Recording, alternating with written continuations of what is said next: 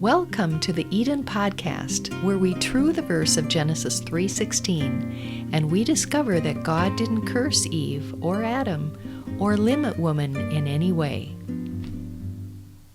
Welcome to today's episode of the Eden Podcast. I'll be your host today.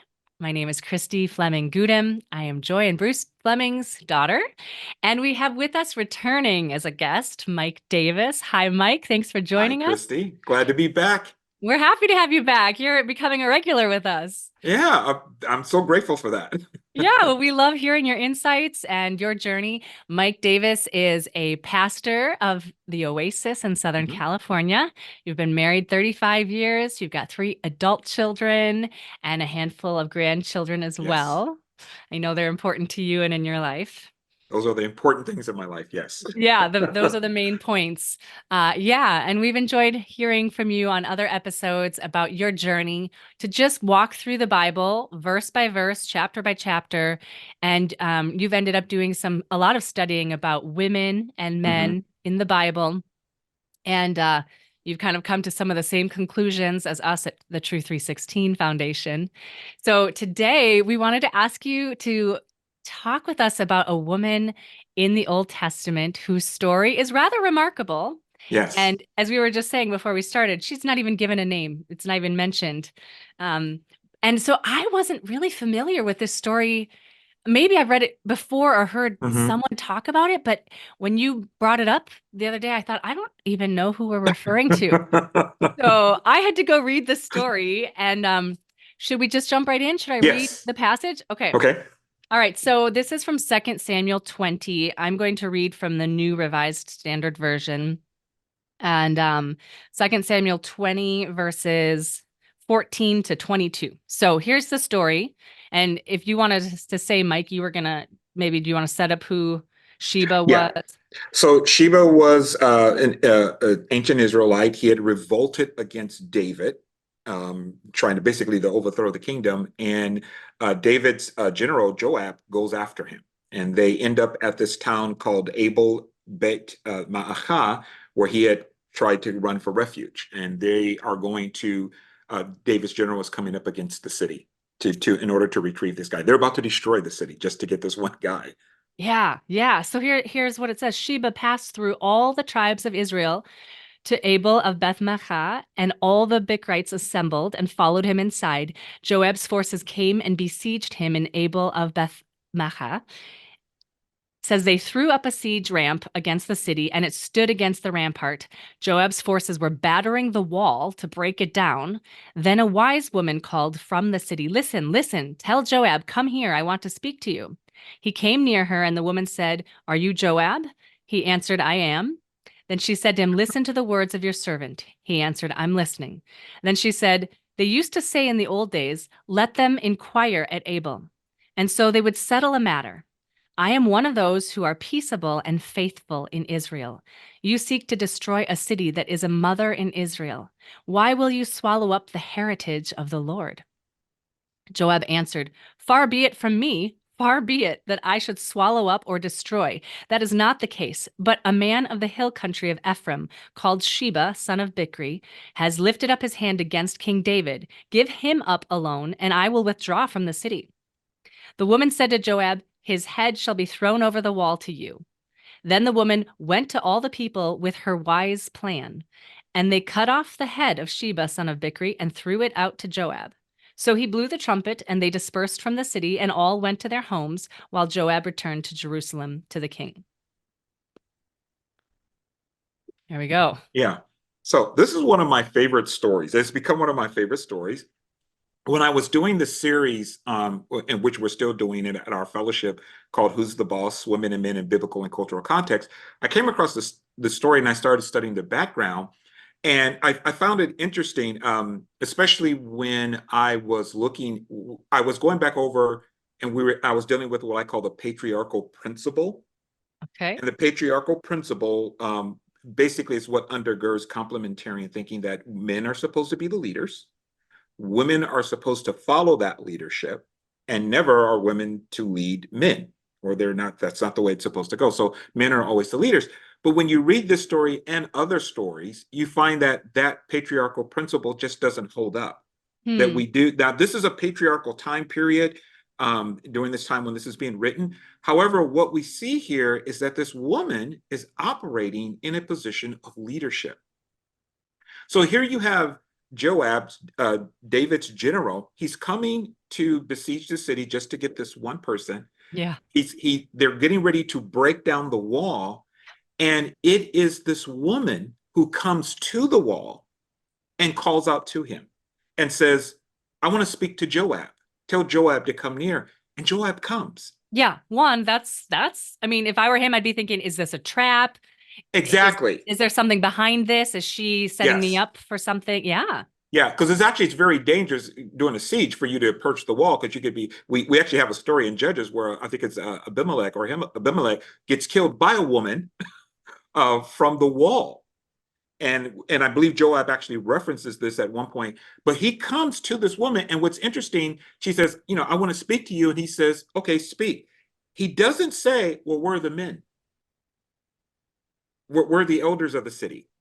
He doesn't ask for any man to come. He listens to this woman, and the Bible refers to her as a wise woman. And based on the research that I've done, it appears that this may have been an actual term or an official position, a technical term or official position within the ancient world. Oh, really? Yeah, and earlier it talks about, I believe it's Joab who calls for a wise woman of Tekoa. Hmm. She's called a wise. This woman here, we don't know her name, but she's called a wise woman. Mm-hmm.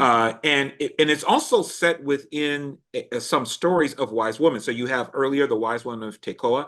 Later on, you have the story of Abigail, the wife of Nabal. She is called a woman of understanding, and it says she's beautiful. And I always like to say it put forth that she was wise first, then she was beautiful. So Interesting. she's also so you see these women acting and being called upon to act in wisdom. And here you see this woman, she is the one who comes to the wall. It's not any of the elders of the city, the male elders of the city. It is this woman.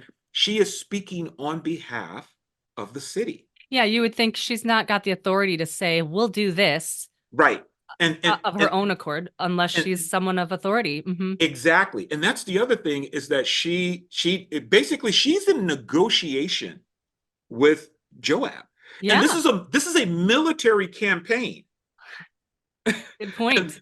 and this is a woman who is negotiating with the general of the army. Now, the Bible doesn't tell us that the men were afraid. The Bible doesn't tell us that the men of Abel Bet Ma'akah, that they were uh, cowardly. Doesn't say anything about that. It just Hmm. simply says, hey, it referenced the point. She is a wise woman, and she is the one speaking with Joab, and she makes a negotiation with him. But first of all, it says that she cries out, "Here, here." Please tell Joab to come near. He does come. So that's interesting, is that he does respond to her, Hmm. which suggests to me that he may recognize her place and her position in the city. The fact that he would actually talk with her. Yeah. He doesn't rebuff her. He doesn't say, I'm gonna be a little bit facetious here. He doesn't say, go home, where are the men? He doesn't do Yeah. that. Right, right. And you would think that if there was no precedence for women to have a position of authority or Right. influence, that he would have given her the time of day. Right. Why talk to her at all? Why Hmm. talk to her at all? Hmm. And then she says to him, um, uh, they used to talk in former times, saying, this is verse 18, and I'm reading New King James, they shall surely seek guidance at Abel, and so they would end disputes. She quotes to him a proverb. Hmm. This is a proverb. Now, according to one scholar, the reason you would quote a proverb is to educate another person. That's one of the reasons you would do it. Another reason is to exert influence over another person's actions. And that's one thing that we see with these wise women. These are women who are able to speak persuasively in such a way that they are able to effect certain results. Hmm. So she quotes a proverb to him and she says, listen, we are known for being able to settle disputes. This is what Abel is known for. And she makes the statement, and she said, people would come to us, they would send people to resolve disputes. So evidently, this is a town that is known for that.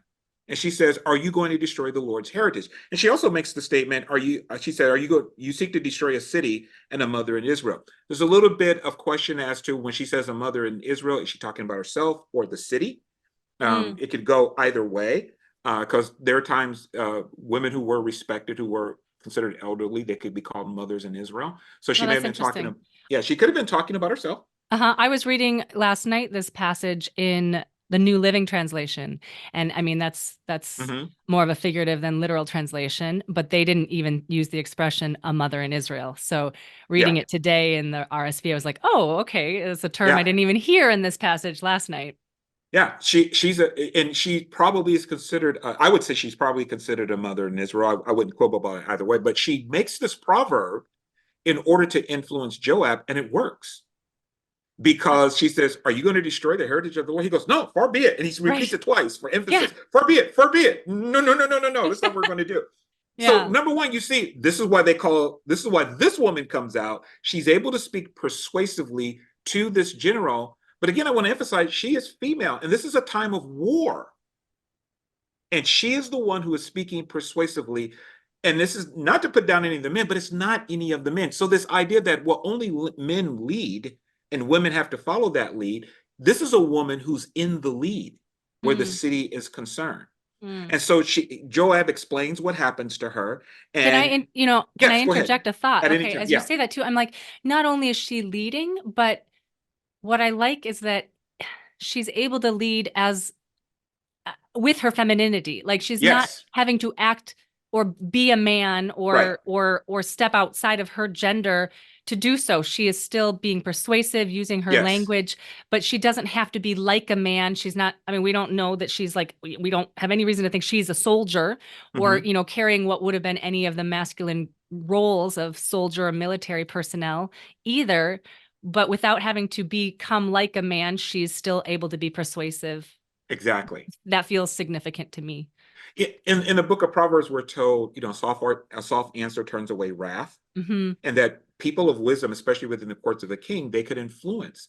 So, like you said, this is what we see. This woman here, she holds some, in my opinion, based upon the scholarship I've read, she holds some significant authority and they trust her Hmm. that she is able to function and operate in such a way. Like you said, she's not being a man. To me, it harkens back to the story, doesn't relate to this, but it gets me to thinking about that in the book of Genesis, chapter 1, God gives to men and women equal authority, what I call equal functional authority. They both have authority and dominion in the earth that they are to exercise together. Hmm. This seems that this is what this woman is doing here. She's operating in wisdom. Mm. The book of Ecclesiastes talks about that there was a poor man in a town, and this great king came against this town, and the poor man delivered the town by his wisdom. And it says, Mm. wisdom is better than weapons of war. Here we see this woman delivering the town by her wisdom. Yeah. And she's speaking to another man who respects her, Yeah. who listens to what she has to say. So Mm. here's a woman, she's operating. There are no other men around, though I would assume that the town has commissioned her to go and speak. She's speaking on their behalf. And what I really like is when Joab explains to her what has happened, he talks about Sheba, and he says, he's raised his hand against David, deliver him only, and I will depart from the city. The wise woman does not say, let me go check with the rest of the men of the city to find out what they want to do, and I'll get back to you. She Right. Let me doesn't see do if they, that. yeah, let me see if they're okay with this plan. Let me I'll see if let you they're okay know. with that. She immediately says, watch, his head will be thrown to you over the wall. She makes the decision about what is going to be done On the spot. on the spot. And it says in my New King James, then the woman in her wisdom Wow. went to all of the people. One scholar has suggested that this means that she went to them in her official capacity. That again, that this may have been a position, a recognized position. Okay. And again, the fact that to me, that speaks that it may have been that because of the fact that number one, they sent her out there. Hmm. She's the only one speaking to Joab. She makes the decision. We don't see anyone interrupting her going, hey, wait, we got to vote on this. Yeah. Yeah. Yeah. Good point. They just and the next thing we read is that she went to all the people, they cut off the head, and they threw it over the wall. They immediately responded to what she said, which means they took her advice, they took her counsel, the decision she made, and they went with it. There was no discussion. There was no prolonged discussion. It says she went to them and they cut off Sheba's head. I mean, it's pretty gruesome there, but the point that I'm making here is that this was a woman who was listened to, and she was that the leaders, where I'm assuming that there are male elders in the city, which is normally what we would read, the men of the city came, or the elders of the city. If they are there, they all listen to her. No one contested her decision that she made without checking with any of them. Yeah, that's so interesting. And Joab accepts it, and they go on the way. And once again, we see that this woman, like it says in the book of Ecclesiastes, of the poor old man, this wise woman of Abel Beit Ma'achat, she delivers them through her wisdom. So I think this, again, it shows not that it is promoting women over men. It shows that, and as several scholars I read, that in this was at the beginning of the monarchy in Israel, when you had a lot of towns and villages. They were still operating with local leaders. She was a local leader with the men in the town. They're functioning together. I don't see how in any other way anyone could read this and say this woman was equal in leadership to the men. I don't think that can be denied, because everything about this story shows her. She is the one in the lead. She is the one making the decisions. She is the one that Joab is listening to. I see what you're saying. Yeah, and so she is the one who's operating, and what that would suggest to me is that she's operating. I'll put it like this: that we have here more of what I would call the original model that God intended in Genesis 1, that men and women function together. Here, it appears that her gift is she's very persuasive. There's often this discussion sometimes within the complementarian and egalitarian debate. It's like, well, egalitarians would say, hey, leadership should be based upon gifts and talents. It seems like here, that is exactly what is happening. She has the gift, she has the talent. We have to ask the question, why are there no men? And again, the text does not tell us that the men were afraid. The text doesn't say that they were cowards. It just says that she's the one, and it specifically refers to her as a wise woman. One scholar even said that maybe the reason that her name is not mentioned, I would have loved to know what her name was, but maybe the reason that that her name is not mentioned is, number one, they wanted to focus on the fact that she's a wise woman. Number two, we're also not given any explanation as to what a wise woman is. Yeah, that's interesting too. Which suggests that for the original readers, they knew what a wise woman was. Sure. They already knew. So they didn't need an explanation. They didn't need a definition. They didn't need a definition. It was an understood term by everyone. And probably, again, if what some of the scholars have, a couple of scholars that I've read have said that this was probably, again, it could have been something of a semi-official or an official position. That she was operating within the town. She was someone known for her wisdom, and that which means that not only that, it's not just that she's smart, she's able to get results. Sure, yeah. And we see this in her interaction with Joab. Well, she saved the whole city by getting the outcome she set out for. Exactly. So this says to me that when we look back to the Old Testament text, and this is a time of patriarchy, that it's set in, but we see this woman operating with authority. We see her operating in leadership. We see her operating in wisdom in order to bring about a specific result for the benefit of her village. And so that says to me that we should look at it and go, hey, this idea of that women can't lead, that they always have to be in subordination to men, that men are alone the leaders. Men lead, what I call the patriarchal principle. Men lead, women submit to and follow that lead, and women do not lead over men. We see that this woman is the one who's in a position of leadership. And again, Joab, he listens to her, he responds to her. He even, when she says, tell him to come near, he does that. And really, in a time of war, do you really want to come near a city, a wall that you're besieging? Because he could be killed. He puts himself in a vulnerable position. Yeah, which means he had a reasonable amount of belief that she was trustworthy. Yes. Yeah, and was worth listening to and potentially negotiating with. And he probably knew something about Abel Bet Ma'acha, because when she begins to explain, he goes, "Oh, far be it, far be it." Yeah. This town had a reputation. Mm-hmm. Oh, Mm-hmm. and she also makes the statement, and it can be kind of missed. My translation says, "I am among the peaceable and faithful in Israel." Yeah. Another translation says, "I am a peacemaker." Yes, that's the one I read last night. I'm a Yeah, peacemaker. I'm a peacemaker, which again suggests that this is a woman that people would come to get disputes resolved. We know that the town itself has a reputation among Israel as a place where you can go to get your disputes resolved. She appears to be among the leaderships that helps to resolve that.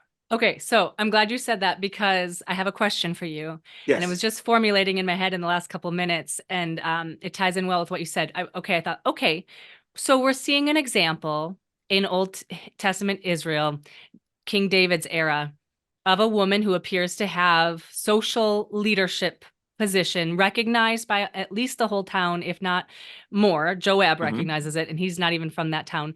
However, would someone from, well, if I don't love using different terms like complementary and putting people in boxes, but Yeah. would someone from that mindset and that camp, so to speak, look at this passage and say, okay, well, it's descriptive of a circumstance, but it's not prescriptive of God's order. That's not, just because that's the story in the Bible doesn't necessarily mean that that's God's intent for women. You Mhm. know, what would you say to someone with that perspective or question? One, I would say that that's coming with a presupposition of what the order is, which I Okay. would I would argue against. You're presupposed, which is what I call the patriarchal principle again. You're presupposing that the order is that men are supposed to lead. Mm-hmm.